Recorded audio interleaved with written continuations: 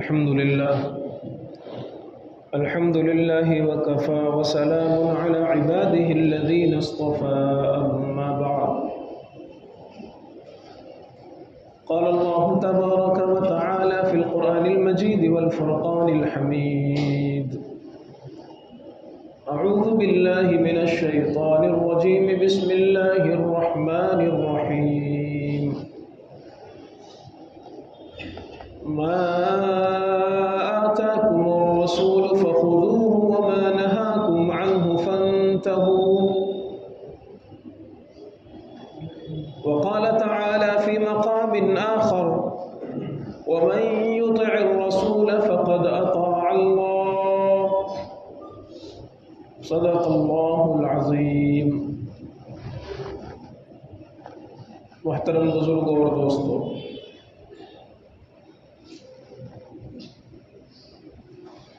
اللہ کا پیغام اور اس کا پاک قرآن ہمیں جناب محمد الرسول اللہ صلی اللہ علیہ وسلم کے واسطے سے ملا ہے، اس لیے پوری امت پر سب سے زیادہ حق اور سب سے بڑا حق نبی پاک صلی اللہ علیہ وسلم کا ہے۔ تو اللہ کے نبی صلی اللہ علیہ وسلم کے اس امت پر بہت سارے حقوق ہیں۔ بنیادی طور پر کچھ حقوق ہیں، ان میں سے ایک بہت بڑا حق یہ ہے اطاعت رسول اور اتباع رسول، یعنی اللہ کے نبی صلی اللہ علیہ وسلم نے جو ارشاد فرما دیا، آپ نے جن باتوں کو کرنے کے لیے کہہ دیا ان باتوں کو کیا جائے، جس بات سے پیغمبر نے منع فرما دیا، جس بات سے نبی نے روک دیا، ان باتوں سے بچا جائے، اسے کہتے ہیں اطاعت۔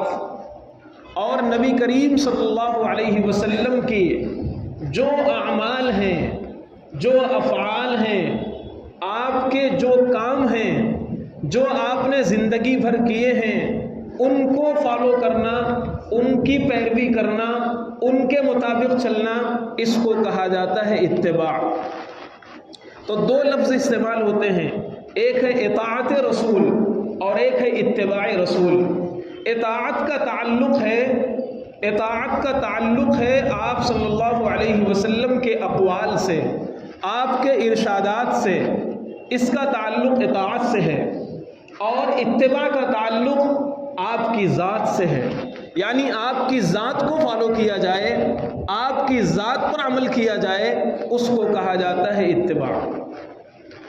تو گویا مسلمانوں پر ایک بنیادی حق یہ ہے کہ نبی کریم صلی اللہ علیہ وسلم کی اطاعت کی جائے، آپ کے ارشادات پر عمل کیا جائے، آپ کے حکموں کو مانا جائے اور آپ کی منع کردہ چیزوں سے بچا جائے، اور اتباع بھی پیغمبر کی جائے۔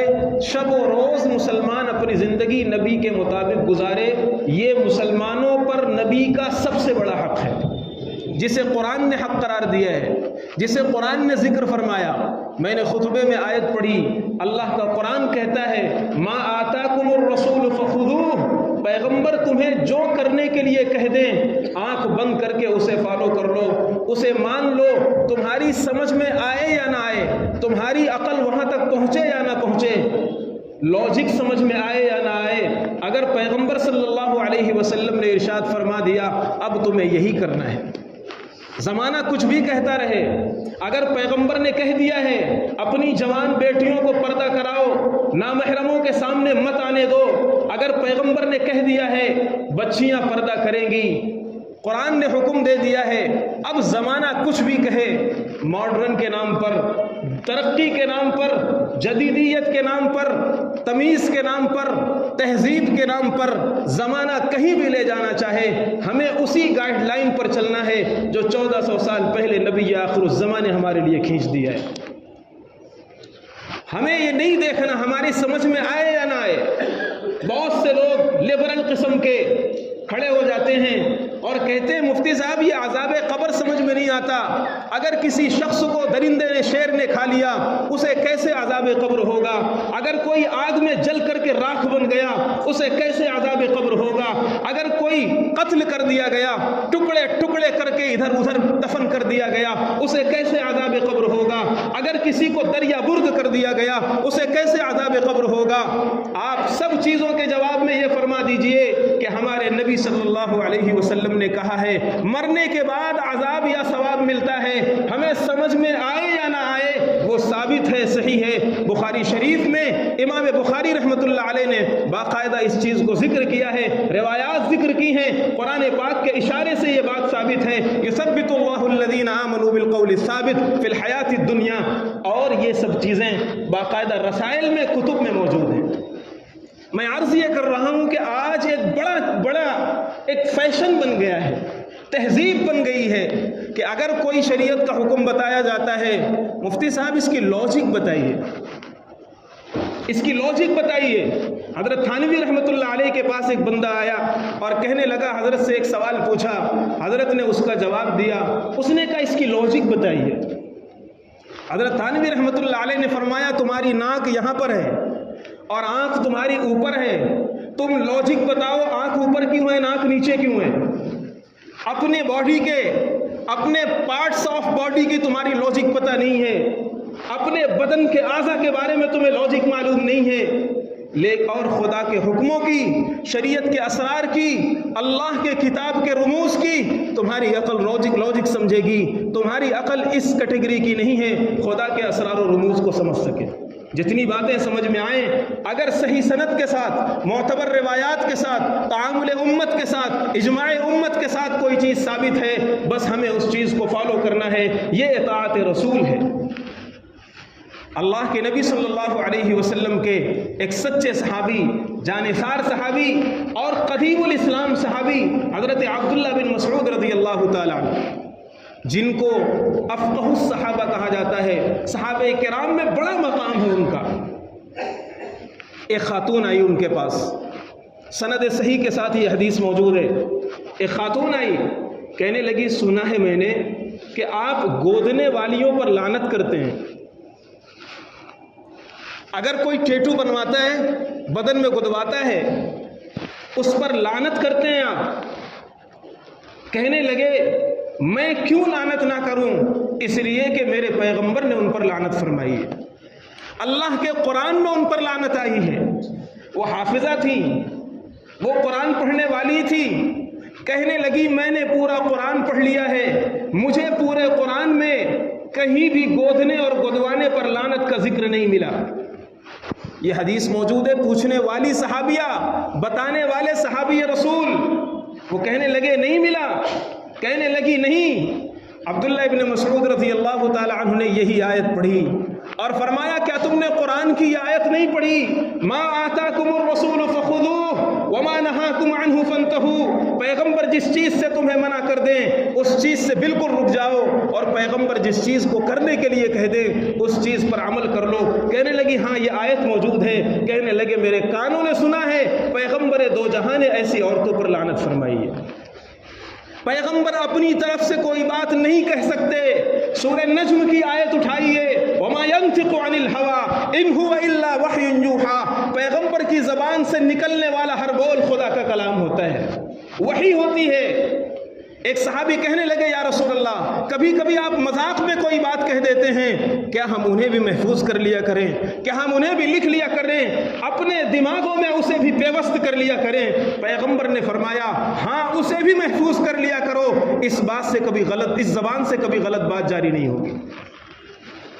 بزرگوں اور دوستوں، مسلمانوں پر سب سے بڑا حق یہ ہے کہ وہ اپنے نبی کو فالو کریں، اپنے نبی کی اتباع کریں، اپنے نبی کو آئیڈیل مانیں، اپنے نبی کی پسند ناپسند دیکھیں، اپنے نبی کا معاشرہ دیکھیں، اپنے نبی کا گھر دیکھیں، اپنے نبی کا ویوہار دیکھیں، اپنے نبی کا کاروبار دیکھیں، اپنے نبی کا بازار دیکھیں، اپنے نبی کی زندگی کو دیکھ کر اپنی زندگی پیغمبر کے مطابق ڈھالیں۔ اگر ترقی ہمارے قدم نہیں چومے گی تو اللہ کی قسم خدا کا قرآن غلط ہو جائے گا۔ آؤ تو اس روش پر، جس روش پر صحابہ نے چل کر ترقی کی ہے، آؤ تو اس پلیٹ فارم پر، جس پلیٹ فارم پر جمع ہو کر کے صحابہ نے قیصر و کسریٰ کو گھٹنے ٹیکنے پر مجبور کیا ہے، آؤ تو صحیح حدیث موجود ہے، صحابہ کرام کی اتباع کیسی ہے۔ صرف ایک دو باتیں بتاتا ہوں تاکہ وقت کے اندر یہ بات پوری ہو جائے کہ صحابہ کرام کو کہنے کی ضرورت نہیں پڑتی تھی، وہ نبی پاک صلی اللہ علیہ وسلم کے مزاج کو بھانپ لیتے تھے، آپ کے اشارے سمجھنے کی کوشش کرتے تھے۔ اگر اللہ کے پیغمبر کے اشارے سے بھی کوئی بات سمجھ میں آ جاتی تو وہ اس پر لبیک کہتے ہوئے آگے بڑھتے تھے، انہیں صراحت سے کہنے کی ضرورت نہیں پڑتی تھی۔ ہمارے استاد نے ایک جملہ کہا تھا بہت پہلے، بھلے مانوس کو ایک بات، بھلے گھوڑے کو ایک چابک۔ جو نسلی گھوڑا ہوتا ہے، اعلیٰ قسم کا گھوڑا ہوتا ہے، اسے بار بار مارنے کی ضرورت نہیں پڑتی، اس کے لیے چابک کو لہرا دینا کافی ہوتا ہے، پھر وہ رکنے کا نام نہیں لیتا۔ بھلے انسان کو بار بار نہ کہنے کی ضرورت نہیں پڑتی، ایک اشارہ کر دیا جائے، ایک بات بتا دی جائے، اس کی زندگی کے لیے وہی کافی ہوتا ہے۔ حضرات صحابہ کرام کی زندگیاں کیا ہیں؟ عبداللہ ابن عمرو ابن العاص، ابو داؤد شریف کی حدیث موجود ہے، عبداللہ ابن عمرو ابن العاص رضی اللہ تعالی عنہ ایک صحابی رسول ہیں، کہتے ہیں ایک مرتبہ میں سفر میں تھا، اللہ کے پیغمبر صلی اللہ علیہ وسلم کے پاس میں گیا، وعلیہ خریطۃ مدرجۃ بالعصفر، میرے بدن پر جو چادر تھی وہ ایک رنگ سے رنگی ہوئی تھی، ہلکا سے یلو کلر، ویسا تھا جیسے آج کل ایک طبقے کا کلر بن گیا ہے، اس کلر کا ایک کپڑا میرے بدن پر تھا۔ اللہ کے نبی صلی اللہ علیہ وسلم نے مجھ سے صرف اتنا پوچھا، یہ کپڑا؟ اور کچھ نہیں فرمایا، صرف مجھ سے یہ پوچھا تمہارے بدن پر یہ کپڑا؟ میں سمجھ گیا اللہ کے نبی صلی اللہ علیہ وسلم کے چہرے انور پر جو ناگواری کے اثرات محسوس کیے میری آنکھوں نے، وہ میں سمجھ گیا میرے پیغمبر کو یہ چیز پسند نہیں آئی۔ میں آیا اور میں گھر پر آیا، میرے گھر والے تنور میں روٹیاں بنا رہے تھے، چولہا جل رہا تھا، میں نے وہ چادر لی، آج کا زمانہ نہیں ہے 10 15 جوڑے جس کے پیٹی میں موجود ہوں، جس کے کباٹ میں موجود ہوں، یہ وہ دور تھا جس زمانے میں 2 چادریں بھی انسانوں کو میسر نہیں ہوتی تھی، یہ وہ تنگ دستی کا زمانہ تھا جس زمانے میں اگر حضرت حمزہ کا سر ڈھانکا جاتا تو ان کے پیر کھل جایا کرتے تھے، یہ وہ زمانہ تھا جس زمانے میں مہینوں چولہا نہیں جلا کرتا تھا، اس زمانے میں عبداللہ ابن عمرو ابن العاص کا جذبہ دیکھیے، وہ کہنے لگے میرے گھر والے تنور میں چولہے میں روٹیاں بنا رہے تھے، میں نے وہ چادر لی اور اس چادر کو تنور میں جلا دیا۔ اللہ کے نبی کو وہ کلر پسند نہیں تھا۔ اگلے دن میں آیا، ثم اتیت من الغز، اگلے دن میں آیا، میں رسول اللہ صلی اللہ علیہ وسلم نے پوچھا کیا ہوا، تمہارا کپڑا کیا ہوا، تمہاری چادر کیا ہوئی؟ یا رسول اللہ میں نے اسے پھونک دیا، میں نے اسے جلا دیا۔ حل کسوت بعض اہلک، پیغمبر نے فرمایا وہ تمہارے لیے کلر پسند نہیں تھا، تم اپنی بیگم کو پہنا سکتے تھے، اپنی بہن کو پہنا سکتے تھے، اپنی ماں کو پہنا سکتے تھے، گھر کی عورتوں کو وہ کلر چلتا، گھر کی عورتوں کو پہنا سکتے تھے۔ عبداللہ ابن عمرو نے زبان سے کچھ نہیں کہا، کہنا چاہتے تھے زبان حال سے یا رسول اللہ جو آپ کو پسند نہیں اس کے لیے تنور ہی کافی ہے۔ یہ صحابہ کرام کو کہنے کی ضرورت نہیں پڑتی تھی، اشارے سمجھتے تھے پیغمبر کے۔ ایک صحابی انصاری ہیں، حضرت انس کی حدیث ہے، ابو داؤد کے اندر یہ بھی موجود ہے، کہتے ہیں ایک مرتبہ نبی پاک صلی اللہ علیہ وسلم ٹہلتے ٹہلتے مدینہ کی گلیوں میں جا رہے تھے، ایک گھر نظر آیا۔ اس زمانے میں گھر عام طور پر ایک ہی محلہ ہوتے تھے، صرف نیچے نیچے کے گھر ہوتے تھے، 2 محلے کا گھر نہیں ہوتا تھا، بہت کم گھر ہوتے تھے بہت کم گھر ہوتے تھے۔ تو ایک گھر ایسا محسوس ہوا، اللہ کے نبی صلی اللہ علیہ وسلم نے دیکھا۔ یہاں رک کر کے ایک بات ذرا سا میں کہہ دوں، وسیع گھر، کشادہ گھر، اچھا گھر اللہ کی بہت بڑی نعمت ہے۔ وضو میں دعا سکھلائی گئی ہے، وضو میں دعا بتائی گئی ہے کہ اے اللہ مجھے کشادہ گھر عطا فرما، لیکن اے مسلمانوں کوشش کرو حلال طریقے پر، اگر اللہ یہ نعمت دے دے تو بہت اچھا، بینک سے لون لینے کی ضرورت نہیں، حرام طریقے سے اچھا گھر لینے کی ضرورت نہیں۔ اگر تمہیں کبھی یہ اندیشہ ہوا کرے یا کبھی تمہارا دل ٹوٹا کرے کہ یار میرا گھر بہت چھوٹا ہے، تو ذرا اس گھر کو دیکھ لیا کرو جو سرکار مدینہ محمد الرسول اللہ کا گھر ہے صلی اللہ علیہ وسلم۔ آقا جس گھر میں آج آرام فرما رہے ہیں، جو حضرت عائشہ کا مکان تھا، آج جس میں نبی پاک صلی اللہ علیہ وسلم سو رہے ہیں، وہ کتنے بائی کتنے کا گھر ہوگا؟ علماء جانتے ہیں ایک نبی کی قبر، ایک صدیق اکبر کی قبر، ایک فاروق اعظم کی قبر، اور صرف ابھی ایک قبر کی جگہ باقی ہے جس میں حضرت عیسیٰ علیہ السلام کو دفن کیا جائے گا۔ 4 قبر کے بعد وہ گھر اتنا بڑا نہیں تھا کہ 5ویں قبر کی بھی اس میں گنجائش ہو۔ اگر تمہارا 10 بائی 10 کا روم ہو اور تم تھوڑا سا یہ سوچو کہ یار میرا گھر چھوٹا ہے، تو مایوس مت ہوا کرو، اس نبی آخر الزماں کے گھر کو دیکھ لیا کرو جس کے صدقے میں زمین و آسمان کی چوڑائیاں بسی ہیں، جس کے آنگن، جس کے دامن میں جنت کو بسایا گیا ہے۔ تصور کر لیا کرو کہ پیغمبر نے اتنے چھوٹے گھر میں اپنی زندگی کیسے بتا دی۔ خیر، یہ بات ضمناً آ گئی، میں عرض یہ کر رہا تھا حضرات صحابہ کرام کو بار بار کچوکے لگانے کی ضرورت نہیں پڑتی تھی، حضرات صحابہ کرام کو بار بار بتانے کی ضرورت نہیں پڑتی تھی۔ اللہ کے نبی صلی اللہ علیہ وسلم جا رہے ہیں، آپ نے ایک گھر دیکھا جس میں قبہ گنبد بنا ہوا تھا، آپ کو تھوڑا سا ناگوار گزرا، آپ نے اپنے بازو والے صحابے سے پوچھا یہ کس کا گھر ہے؟ رجل من الانصار، ایک انصاری صحابی کا گھر ہے، بس آپ نے کچھ نہیں کہا۔ وہ صحابی جس کا گھر تھا مجلس میں آئے، انہوں نے السلام علیکہ یا رسول اللہ، نبی پاک نے اعرض عنہ، سلام کا جواب نہیں دیا۔ ثم سلم، دوبارہ سلام کیا، نبی پاک نے جواب نہیں دیا، اعراض فرما لیا۔ کسی محبوب کائنات کا اس طرح روٹھ جانا محب رسول کے لیے تڑپا دینے والا تھا۔ ان کی تو کائنات بجھ گئی، نبض حیات ٹھنڈی ہو گئی۔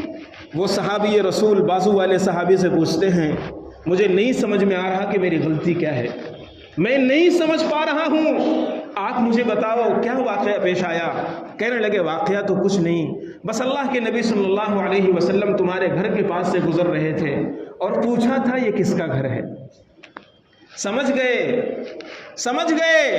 کن فی الدنیا کانک غریب او عابر سبیل، لوگوں تمہارے لیے یہ دنیا مسافر خانہ ہے، تم بڑے بڑے بنگلوں میں رہنے کے لیے نہیں آئے، اپنی آخرت تیار کرو۔ صحابی کا مزاج بنانا تھا اللہ کے پیغمبر صلی اللہ علیہ وسلم کو، چنانچہ وہ صحابی کچھ کہے بغیر گھر جاتے ہیں اور اپنا اوپر کا گنبد، اوپر کا قبہ، اوپر کا جو بنایا ہوا گھر تھا، اپنے ہاتھوں سے وہ پورا گھر ڈھا دیتے ہیں، اور اس کے بعد آ کر کے نبی کو یہ نہیں جتاتے اے پیغمبر آپ کے مزاج کو سمجھ کے میں نے آپ کی منشا کے مطابق عمل کر لیا، کچھ نہیں فرمایا۔ پھر ایک زمانے کے بعد اللہ کے نبی صلی اللہ علیہ وسلم کا اس گلی سے دوبارہ گزر ہوا، آپ نے دیکھا اور فرمایا کیا ہوا؟ تو صحابی نے بتایا کہ انہوں نے ایسا ایسا واقعہ پیش آیا، آپ صلی اللہ علیہ وسلم خوش ہوئے۔ ایک واقعہ ہے، مستدرک حاکم حدیث کی ایک کتاب ہے، سند حسن کے ساتھ یہ حدیث موجود ہے۔ حضرت وائل ابن حجر رضی اللہ تعالیٰ عنہ ایک صحابی ہیں، آئے کہنے لگے، جب وہ آئے رآنی رسول اللہ صلی اللہ علیہ وسلم، مجھے پیغمبر نے دیکھا، ولی شعر طویل، میرے بال تھوڑا لمبے تھے، میرے بال لمبے تھے، مسئلہ کچھ اور چل رہا تھا، اس وقت کوئی بات کچھ اور چل رہی تھی۔ اللہ کے نبی صلی اللہ علیہ وسلم کی زبان مبارک سے نکل گیا ذبابن ذبابن، بیکار ہے بیکار ہے۔ ٹاپک دوسری تھی، آپ اس دوسرے مسئلے کے بارے میں فرما رہے تھے۔ صحابی کو یہ لگا کہ میرے بالوں کے بارے میں آپ نے جملہ ارشاد فرمایا ہے۔ صحابی کچھ کہے بغیر مجلس سے اٹھ کر جاتے ہیں، قینچی لیتے ہیں، اس زمانے میں جو کاٹنے کی چیز ہوتی ہے وہ پورے بالوں کو کاٹ دیتے ہیں۔ اگلے دن آتے ہیں، جب پیغمبر صلی اللہ علیہ وسلم نے ان کو دیکھا، فرمایا تمہارے بال کیا ہو گئے؟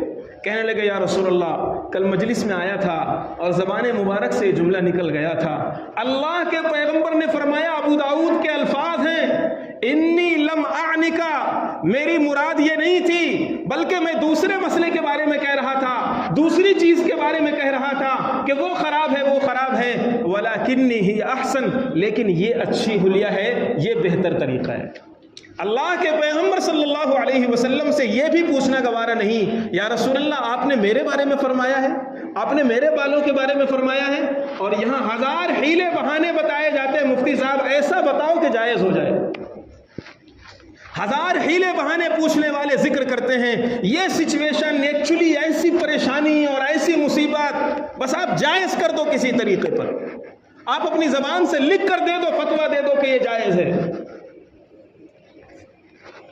ہماری معاشرت کا، ہمارے معاملات کا، ہماری دینداری کا جنازہ نکل چکا ہے۔ حضرت خریم الاسدی ایک صحابی رسول ہیں، اللہ کے نبی صلی اللہ علیہ وسلم کی مجلس میں ان کا ذکر آتا ہے، نعم الرجل خریم الاسدی لولا طول جمته واسبال ازارہ۔ ان کی دو صفتیں آپ نے بیان فرمائی، ایک تو ان کے بال لمبے تھے اور تھوڑا پیجامہ اور لنگی تھوڑا لمبی پہنا کرتے تھے، ایک دم ٹخنے سے نیچے نہیں لیکن ایک دم ٹخنے سے چھو چھو کر کے۔ اللہ کے نبی صلی اللہ علیہ وسلم نے ارشاد فرمایا، خریم الاسدی بہت بڑھیا آدمی ہے، خریم الاسدی بہت اچھے آدمی ہیں، اگر ان کے اندر دو کمیاں دور ہو جائیں، ایک تو ان کے بال بہت لمبے ہیں، یہ تھوڑا سا سیٹ کر لیں، اور ایک یہ کہ ٹخنے سے نصف ساق تک اپنے پیجامے اور ازار کو لے آئیں۔ فبلغ ذلك خریم، یہ خبر حضرت خریم تک پہنچتی ہے، فعجل، حضرت خریم نے پہلی فرصت میں قینچی اٹھائی، کوئی تعویل نہیں۔ اللہ کے نبی نے میرے بارے میں کہا تھا، میں اس مجلس میں نہیں تھا، کیا کہا ہوگا، کیا لوگوں نے سمجھا ہوگا، پھر مجھے کیسے پہنچایا ہوگا، نو، یہ سب نہیں تھا۔ وہاں تو چشم ابرو کو دیکھا جاتا تھا، وہاں مزاج یار کو دیکھا جاتا تھا، وہاں پیغمبر کے اشاروں کو دیکھا جاتا تھا۔ قینچی لیا، بالوں کو سماپت کر دیا اور لنگی اٹھا کر کے نصف ساق تک کر لیا، اور پوری زندگی یہی عمل رہا۔ ایک بات ہے، حضرت ام حمید ایک صحابیہ ہیں اور بڑی عجیب صحابیہ ہیں، کہنے لگے، آئیں اللہ کے نبی صلی اللہ علیہ وسلم کے پاس، کہنے لگی، یا رسول اللہ انی احب الصلاۃ معک، میرا من کرتا ہے، میرا جی کرتا ہے کہ میں نماز آپ کے پیچھے پڑھا کروں، میرا جی کرتا ہے۔ یہاں یہ مسئلہ سمجھ لیجئے، اس زمانے میں عورتوں کو دین سکھانے کی ضرورت تھی، اس لیے پیغمبر صلی اللہ علیہ وسلم کے مجلس میں اور مسجد میں عورتیں نماز پڑھنے کے لیے جایا کرتی تھیں۔ مدینہ میں 9 مسجدیں اور تھیں، ان 9 مسجدوں میں سے کسی میں عورتیں نہیں جایا کرتی تھی۔ مراسیل ابی داؤد کے اندر یہ حدیث لکھی ہوئی ہے۔ مدینہ میں اور بھی مسجدیں تھیں، عورتوں کو مسجد میں لانا یہ ضرورت تھی، اس زمانے میں دین نہیں تھا، اسی لیے پیغمبر کی مسجد میں صرف عورتیں آیا کرتی تھیں، اس لیے کہ وہاں دین سکھانا تھا۔ دوسری مسجدوں میں، مدینہ میں اور بھی مسجدیں تھیں، وہاں کوئی عورت نہیں جایا کرتی تھی۔ اور پھر کس طرح جایا کرتی تھی، وہ پوری ایک ٹاپک ہے، پورا ایک چیپٹر ہے وہ، خیر اس موضوع پر مجھے نہیں جانا۔ حضرت ام حمید رضی اللہ تعالی عنہ آئیں، یا رسول اللہ انی احب الصلاۃ معک، میرا من کرتا ہے کہ میری نمازیں آپ کے پیچھے ہوا کریں۔ مسجد نبوی کا ثواب، پیغمبر امام، نمازوں کی کیا بات، اللہ کے نبی صلی اللہ علیہ وسلم نے ان کو جو فرمایا وہ عجیب بات ہے، سننے کی چیز ہے۔ فرمایا صلاتک فی بیتک خیر لک، تمہارا اپنے گھر میں نماز پڑھنا یہ تمہارے لیے بہتر ہے۔ کس سے فرما رہے ہیں؟ ام حمید صحابیہ سے فرما رہے ہیں۔ مسجد نبوی میں نماز پڑھنے سے افضل عورت کے لیے گھر پہ نماز پڑھنا ہے، پیغمبر کے پیچھے نماز پڑھنے سے افضل عورت کے لیے گھر پہ نماز پڑھنا ہے۔ راوی کہتے ہیں ام حمید مرتے مر گئی لیکن اپنے گھر سے انہوں نے نماز پڑھنے کے لیے قدم نہیں نکالا۔ ایک مثال ہے حضرت جسامہ بن مصاحق رضی اللہ تعالی عنہ، معرفت الصحابہ، ابی نعیم الاصبہانی کی ایک کتاب ہے، اس کے اندر یہ حدیث لکھی ہوئی ہے۔ دیکھیے صحابی رسول کا جذبہ۔ حضرت عمر رضی اللہ تعالی عنہ نے حضرت جسامہ بن مصاحق رضی اللہ تعالی عنہ کو ہرقل کے دربار میں بھیجا، خط دے کر کے بات چیت کرنے کے لیے۔ حضرت جسامہ رضی اللہ تعالی عنہ جب پہنچتے ہیں تو ہرقل نے ان کا سمان کیا، رسپیکٹ دینے کے لیے ان کو تخت پر ایک کرسی بچھائی گئی، اور اس کرسی پر کوئی چادر وادر ڈال دی ہوگی، اس زمانے میں قالین والین جو بھی ہو، بہرحال وہ چادر یا قالین یا کوئی چیز تھی جس سے ڈھک دیا تھا، اور ڈھکنے کے بعد ان کو بٹھا دیا۔ تھوڑی دیر کے بعد جب وہ قالین ذرا سے کھسکی تو حضرت جسامہ نے دیکھا یہ سونے کی کرسی ہے۔ بادشاہ نے ہرقل نے ان کو سونے کی کرسی پر بٹھایا تھا۔ مسلمانوں غور کرو، آسان نہیں تھا۔ حضرت جسامہ بن مساحق نے یہ پرواہ نہیں کیا، ہرقل نے مجھے بٹھایا ہے، کیا کہیں گے لوگ؟ آج سب سے بڑی کمزوری کیا کہیں گے؟ داماد کیا کہے گا؟ سسر کیا کہیں گے؟ فلانا کیا کہے گا؟ محلہ کیا کہے گا؟ اس کیا کہے گا نے ہماری دینداری کا جنازہ نکال دیا ہے۔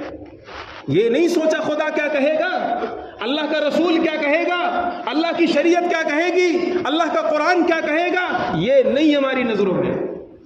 کیا کہیں گے لوگ؟ خیر، حضرت جسامہ بن مساحق رضی اللہ تعالیٰ عنہ کو جیسے ہی پتہ چلتا ہے یہ سونے کی کرسی ہے، فوراً جھٹ کھڑے ہو جاتے ہیں، اور ایسی تیزی سے کھڑے ہوتے ہیں فضحی کا ہرقل کی ہنسی چھوٹ جاتی ہے۔ اور ہرقل نے سوال پوچھا کہ جسامہ، میں نے تو تمہارا اکرام کیا ہے، میں نے تو تمہارا احترام کیا ہے، اور تمہارے اکرام اور احترام میں نے تم کو اس کرسی پر بٹھایا تھا، آخر کیا بات ہے کہ تم جھٹ سے اس کرسی سے اٹھ گئے؟ صحابی رسول کا جواب سنیے۔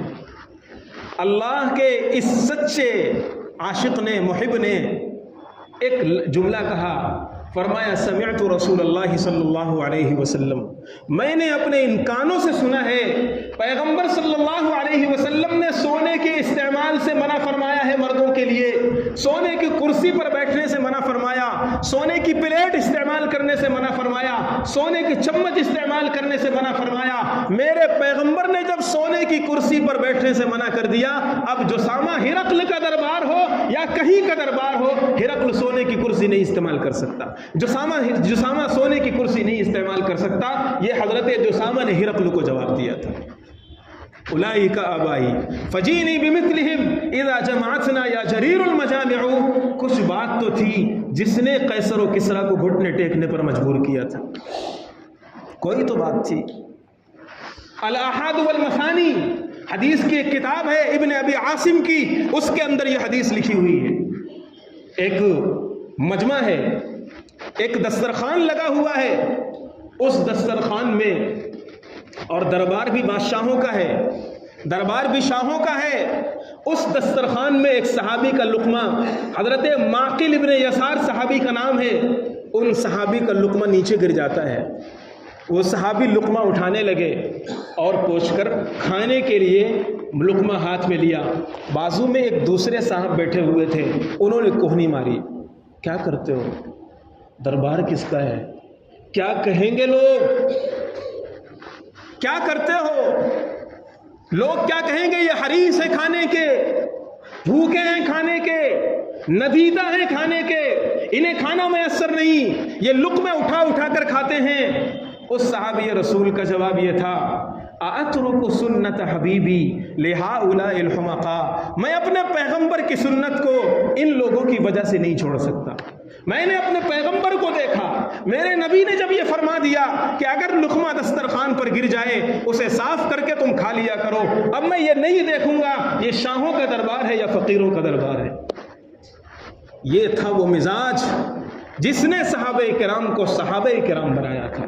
مسلمانوں پر سب سے بڑا حق نبی کا یہ ہے اطاعت رسول اور اتباع رسول، کہ جب ان کو یہ معلوم ہو جائے کہ میرے نبی کا یہ فرمان ہے، میرے نبی کی یہ بات ہے، بس اب دنیا کچھ بھی کہے، سماج کچھ بھی کہے، مزاج کچھ بھی کہے، رواج کچھ بھی کہے، ازواج کچھ بھی کہے، بیویوں کے چکر میں، گھروں کے چکر میں، دوسروں کے چکر میں اپنی دینداری کو برباد مت کیا کرو۔ یاد رکھیے، دوسرے تمہاری قبر تک نہیں جائیں گے، تمہارے قبر میں سوال و جواب کا وہ حساب کتاب نہیں دیں گے، تمہیں تنہا اپنی قبر میں جانا ہے، دوسروں کے لیے اپنے دین کو کیوں خراب کرنا ہے؟ اور میرا دوست ایسا ہے، میرا دوست ایسا ہے، دوست جلدی ہوتے ہوتے نہیں ہے، معاف کرنا مجھے۔ کل قیامت کے میدان میں 19ویں پارے میں پہلے صفحے میں کل قیامت کے میدان میں انسان کو جو سب سے زیادہ افسوس ہوگا وہ اس بات کا ہوگا یا لیتنی لم اتخذ فلانا خلیلا، کاش میں نے فلاں کو دوست نہ بنایا ہو۔ اس دوست کی وجہ سے کتنا انسان بگڑ جاتا ہے۔ ایک بندے سے میں نے پوچھا، نشے میں دھت تھا، تھوڑا سے ہوش آیا، سب سے پہلے تم نے یہ حرکت کیوں کی تھی، کب کی تھی؟ میرا دوست تھا، اس کے کہنے پر میں نے ایسی حرکت کر لی تھی۔ دوست سبھی ہنس کر ملا کرتے ہیں جب تک 4 پیسے ہیں، غریبی میں نہیں پوچھے گا کوئی آپ کیسے ہیں، ہاؤ آر یو چل رہا ہے اس لیے کہ آپ کی جیب گرم ہے۔ دوستی کہاں ہے؟ آج سے کئی سو سال پہلے متنبی ایک بڑا شاعر گزرا ہے، وَمَا الْخَيْلُ إِلَّا كَالْخَلِيلِ قَلِيلَةٌ، اس کا عربی شعر ہے، کہتا ہے جیسے گھوڑوں میں اعلیٰ قسم کے نسلی گھوڑے اکا دکا ملتے ہیں، ایسے دوست بھی اس دنیا میں اکا دکا ہوا کرتے ہیں، جیسے صدیق اکبر دوست تھے نبی پاک کے۔ دوست وہ ہے جو آپ کی غلطیوں پر آپ کی تنبیہ کرے، دوست وہ ہے جو غیبوبت میں اور حاضر میں آپ کو بے دینی سے بچائے، جو نماز چھوڑنے نہ دے، جو آپ کو بے حیائی کی طرف نہ لے جائے، وہ دوست ہے۔ اور اگر آپ کو نماز چھڑواتا ہے، بے حیائی کا ارتکاب کرواتا ہے، موبائل میں مووی اور فلمیں دکھلاتا ہے، خدا کی قسم وہ آپ کا دوست نہیں ہے، قیامت میں وبال جان بنے گا وہ۔ اس لیے مسلمانوں، بزرگوں اور دوستوں، ایک بات سمجھنے کی ہے کہ اپنے نبی کو دیکھو اور اپنے نبی کی سیرت پڑھو، اپنے نبی کی سیرت کا ذکر کرو، اپنے گھروں میں یہ چیز لاؤ۔ بس ایک بات بتا کر 1 منٹ میں اپنی بات ختم کرتا ہوں۔ حضرت تھانوی رحمۃ اللہ علیہ نے ایک کتاب لکھی ہے، اس کتاب کا نام ہے نشر الطیب فی ذکر الحبیب، اس کتاب کا نام ہے۔ اس کتاب کے مقدمے میں حضرت تھانوی رحمۃ اللہ علیہ نے ایک بات لکھی ہے، اور یہ بات اور بھی حضرات نے لکھی ہے۔ فرمایا کہ نبی کی جب سیرت بیان کی جاتی ہے، چاہے وہ گھر ہو، چاہے وہ مسجد ہو یا وہ علاقہ ہو، جس جگہ نبی کی سیرت اچھے ڈھنگ سے سنت کے مطابق نبی کی سیرت بیان کی جاتی ہے، اللہ بلاؤں اور مصیبتوں کو ٹال دیتا ہے۔ پھر حضرت تھانوی رحمۃ اللہ علیہ نے حاشیے میں لکھا ہے، فرمایا میں جب اس کتاب کو لکھ رہا تھا اس وقت اس علاقے میں طاعون پھیلا ہوا تھا، حیضہ ایک بیماری چلتی تھی، پرانے زمانے میں وہ بیماری پھیلی ہوئی تھی، کثرت سے موتیں ہو رہی تھیں، طاعون اس قدر پھیلا ہوا تھا کہ ایک ایک گھر سے 10-10 جنازے نکل رہے تھے، ایسی شدت تھی۔ لیکن جس دن اور جس لمحے میں نے اس کتاب کو شروع کیا، آج 7 مہینے گزر چکے ہیں، اس کتاب کی برکت سے پورا گاؤں اس بیماری سے محفوظ ہے، اس نبی کی سیرت کی برکت سے پورا گاؤں اس بیماری سے محفوظ ہے۔ اللہ کا شکر ہے ایک بھی انتقال طاعون اور حیضہ کی وجہ سے اس آبادی اور بستی کے اندر نہیں ہوا ہے۔ نبی کی سیرت کو اپنے گھروں میں زندہ کرو۔ اگر مصیبتوں سے بچنا ہے، ظاہری اور باطنی فتنوں سے بچنا ہے، تو نبی کے ساتھ جڑ جاؤ، نبی کی سیرت کے ساتھ جڑ جاؤ۔ وآخر دعوانا ان الحمد للہ رب العالمین۔